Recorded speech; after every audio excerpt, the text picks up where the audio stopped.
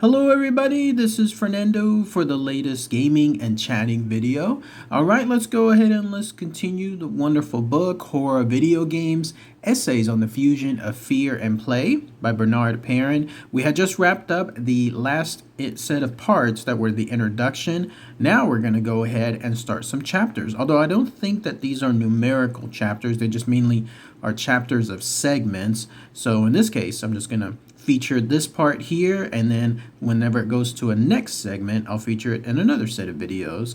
But this one has to do with the rise of horror genre in video games. In fact, it's written by a gentleman by the name of Richard Rouse III. He titled his as Match Made in Hell: The Inevitable Success of the Horror Genre in Video Games. So without further ado, let's go ahead and let's feature it here, and then I'll tie this over several videos, and then once again start focusing on another new segment. So here's what he says. By the way, when I was reading the chapter, I saw that he began highlighting Maniac Mansion. Anyone else remember that game? We'll talk about that more here in a minute. So here's what he says. Games have inhabited the horror genre for almost as long as they've been in existence. Going back to the text-only interactive fiction game Zork, which granted most would call a fantasy game, not a horror game, a significant portion of the game involved players stumbling around in a dark cave system, hideously afraid of being eaten by a grue, a terrifying situation no player had ever experienced before. Indeed, this was a new type of horror because death would no longer be something happening to someone else, but instead you, the player. Any chance of redemption and eventual success would involve you facing down death again and again, and somehow finally emerging victorious.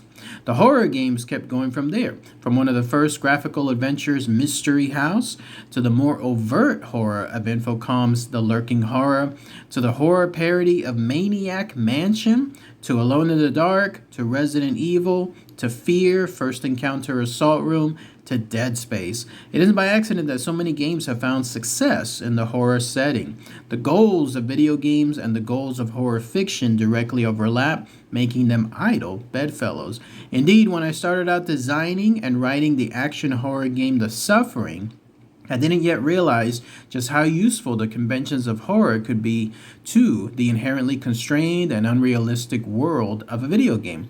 By the end of the development on the first game and through production of the game sequel, The Suffering: Ties That Bind, we pulled out every horror trope we could that also matched our game design goals while avoiding techniques that were too cinematic or fundamentally not interactive.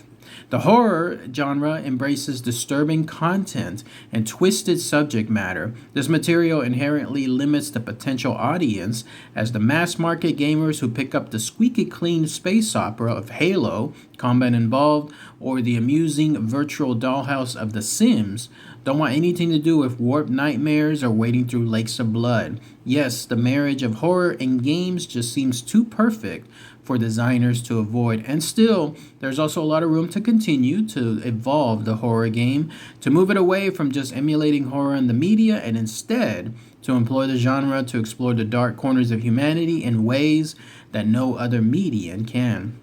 Then the next mini segment is practical considerations. Suspense-driven horror films have long focused on life and death struggles against a world gone mad, with protagonists facing powerful adversaries who are purely evil. One need only look at film examples from Nosferatu, The Thing from Another World, Night of the Living Dead, and Ringu to observe this dynamic at work. These are not films where the evil presence is explained extensively, if at all. Through its actions, this antagonistic force shows itself to be so thoroughly inhuman that no audience member would fault the hero for killing the evil as an act of self-defense. This exactly maps to the experience most action-oriented designers want to create, going all the way back to Space Invaders. The player is thrown into a dangerous situation with a clear, undeniable kill-to-survive motivation. The evil forces are numerous and all deserve to die. Hence, horror games are a natural fit. Indeed, many games that few would describe as horror use variations on those same horror tropes to justify the action in the world. Among the many examples, see Doom, System Shock, and Half-Life. Game storytelling works best when the plot is fairly simple. A lot of nuance can be worked into the environment and the characters the player meets, but the plot is something that needs to be immediately understood and which propels the player through the whole game experience, motivating the actions and choices they're making. Since horror works best, the less that is explained and the more that is left up to the imagination, it maps well to game storytelling. And the suffering, I wanted to keep the cutscenes to a minimum to keep the player in the game as much as possible. With a minimum of 4 storytelling moments, we had to keep our high-level plot understandable without much exposition. As a result, we buried a lot of our backstory in subtle storytelling sessions involving dialogue played over gameplay, graffiti written on walls, very quick semi-animated flashbacks, and cryptic journal entries that the player could unlock. This enabled us to keep the story mysterious enough that the player would still be left with numerous unanswered questions. My hope was that the player would fill in the blanks with his own imagination. One need only look at horror films like The Birds, The Shining, and The Blair Witch Project, or some of the best horror writing by Lovecraft or Poe, to see that the plot of these works is quite simple, the explanation minimal, and what does happen is barely explained, if explained at all. In horror, the way the audience fills in the blanks will be far more disturbing than anything a writer could possibly come up with. Thus, minimalist game storytelling fits perfectly in the horror genre. Horror is also ideal for games because it presents a familiar world, but with enough of a twist to make it seem fantastic and special.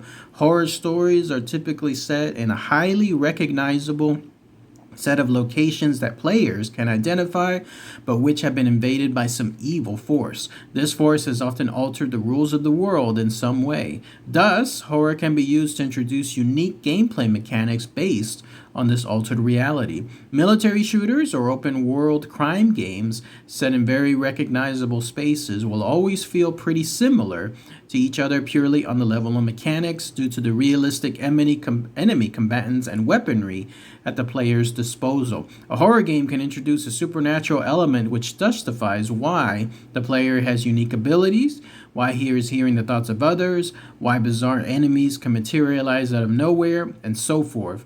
Yet the familiar setting of horror fiction keeps the player grounded. This is in contrast to the fantasy and science fiction settings popular in so many games. These more fantastic settings allow for unique mechanics, but only let them exist in worlds which are inherently foreign to players. One game that both succeeded and failed on this front was the horror-influenced Half-Life. Set in the recognizable Black Mesa research facility for the majority of the game, the player spends his time fighting bizarre creatures in this familiar space. It's a very tense and fictionally cohesive experience. In the last quarter of the game, the player travels to the home world of the aliens, a bizarre space unlike anything the player has ever seen before. It was at this point that most players felt the game went a bit off the rails and lost the delicate balance of the familiar and the alien that had been present in the beginning of the game. Even the best simulated game never comes close to feeling like the real world. Even Grand Theft Auto 4 and Assassin's Creed, which have arguably come the closest to making the player feel like they are in a true, living, breathing world, fall short of feeling all that real as soon as one stops to look at them. It's pretty obvious that characters are running on artificial intelligence, no matter how sophisticated. Indeed, the more realistic their behavior and appearance become, the more the perilous, uncanny valley takes over the experience. This sort of slightly off-world is ideally suited to the uneasiness of a horror setting. Often people joke that games feel like they're populated by zombies, so why not embrace that? Dead Rising had an excellent simulation of a world filled with zombies, probably indistinguishable from a real shopping mall filled with the undead. The more human characters found in Call of Cthulhu: Dark Corners of the Earth feel zombie-like, but that AI limitation is understandable given that the town of Innsmouth is supposed to be in the thrall of the green sticky spawn of the stars. The weird artificiality of game worlds plays directly into the brand of creepiness that the horror game genre drives on. Finally, it is also convenient that horror tends to draw a younger and more male audience than other fictional settings. Historically, the people who are most interested in the horror setting are also the people who spend a lot of time playing video games.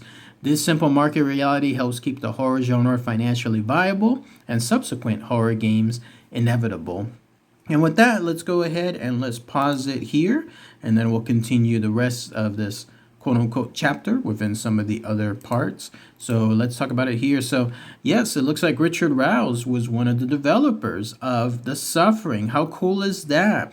As he stated, he was designing and writing the action horror game The Suffering, and also The Suffering, The Ties That Bind. That was pretty cool. I liked how he was mentioning that they wanted to keep the cutscenes to a minimum so that way the player could play the game as much as possible. I loved watching The Suffering walkthroughs on YouTube. It is very cool. Like, I've never played the game physically myself, but I've seen the walkthrough, and he's right. You basically get to discover more of the game throughout little mini things here and there, like the conversations you could have with some of the other people, or some of the graffiti that's on the walls, those journal entries as well that he was mentioning, and then other type of stuff. That's the kind of world building that I like, because you have to seek it, and then when you find it, it's little nuggets of information that add up here and there. I love that stuff. And then he was mentioning Maniac Mansion. That's another game that I've seen on YouTube. Never played it myself, but I've heard about it. I heard about the controversy on it too, how there was that part where you could microwave that little hamster, and then also do some other freaky things, and how the game was censored throughout several parts of the world as well because of some of the graphics on there. So yeah, I was glad to see that it was brought back one more time. But with that said, let's go ahead and we'll end this video here, and then I'll continue the enthralling stuff that Richard Rouse is stating on his part. I hope he talks about more about The Suffering, which is a fan favorite. You've seen my playlist, right? I've talked about that video or characters within the video game too. So great stuff. All right, everybody. Thanks again as always. Take care. Bye.